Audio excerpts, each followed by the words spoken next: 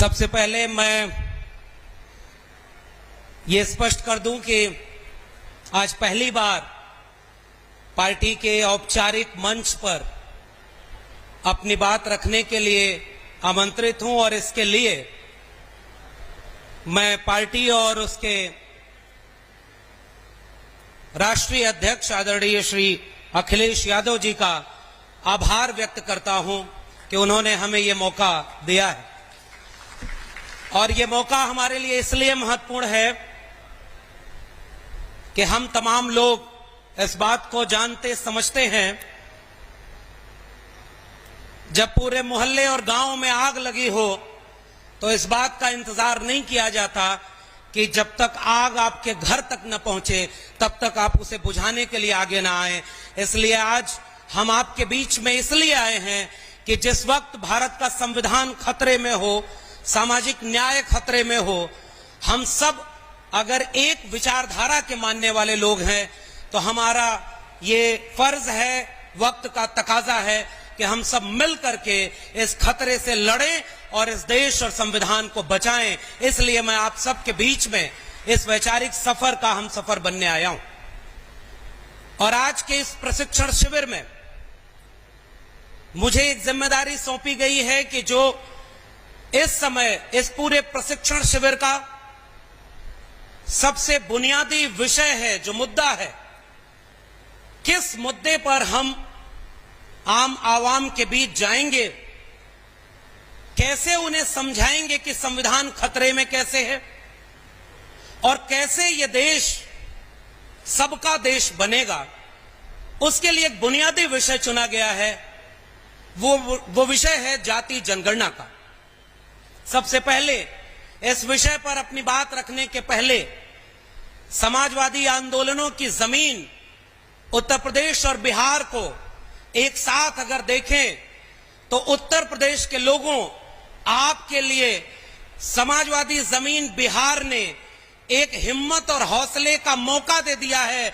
बिहार सरकार ने अपने यहां जाति आधारित गणना भी की, उसके आंकड़े भी सार्वजनिक कर दिए हैं और उससे हमें हिम्मत मिली है। इसलिए हम बिहार के समाजवादी साथियों को क्रांतिकारी सलाम करते हैं और इस उम्मीद में यहां खड़े हैं कि हम उत्तर प्रदेश में भी जाति जनगणना के मुद्दे पर जनता को जागरूक करेंगे। और इस मुद्दे पर 3-4 बिंदु हैं जिसको लेकर के बात होनी चाहिए। सबसे पहला मुद्दा यह है कि जाति जनगणना का मुद्दा आज 2023 में क्यों उठाया जा रहा है। और हम जैसे लोगों का यह मानना है कि राष्ट्र निर्माण का मुद्दा है। यह किसी जाति के हित के लिए नहीं, किसी जाति के खिलाफ नहीं, किसी जाति को ज्यादा किसी को कम देने के खिलाफ है, सभी को बराबर बनाने के लिए है। इसलिए पहली बात मैं इस पर रखूंगा कि यह केवल कुछ जातियों का मुद्दा नहीं, यह पूरे राष्ट्र का, एक मुकम्मल मुल्क मेरे सबका राष्ट्र बने, इसका मुद्दा है जाति जनगणना का। और दूसरे हिस्से में मैं कोशिश करूंगा कि आपको यह बता सकूं बहुत संक्षेप में कि जाति जनगणना का इतिहास क्या रहा है। यह कोई आज का मुद्दा नहीं है, इसके आंकड़े क्या हैं और क्यों जाति जनगणना की जरूरत है इस देश में।